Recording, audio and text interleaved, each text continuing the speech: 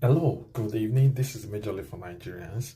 I want to believe you've heard about the news from the US mission about non-immigrant visas for Nigerians, the thing about reciprocity, which now limits the term for Nigerians obtaining US non-immigrant visas to 3 months.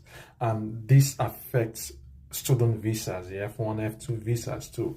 And 3 months, yeah, and what used to be 2 years is becoming 3 months. What used to be multiple entry for students is becoming a single entry visa too. Hopefully that will be reversed, but as the case is for now, this is the implication for you.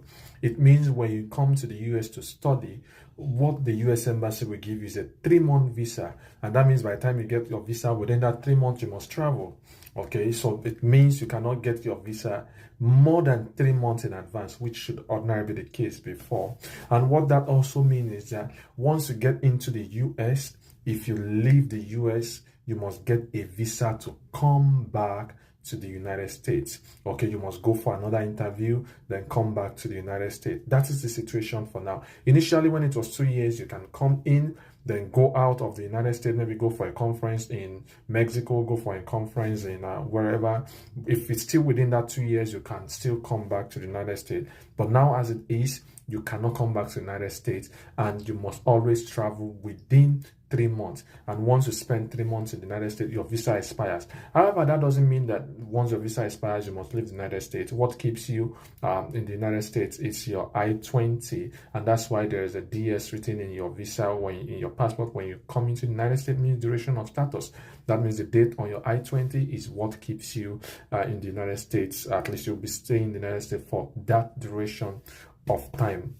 So what should you do? I know this is going to be a lot of stress for a lot of people. Of course, a lot of B visas, visiting visas too, who do a lot of things in the United States, and they go and come regularly because of the business they do in the United States, or because not business, because of programs they attend in the United States, maybe conferences, maybe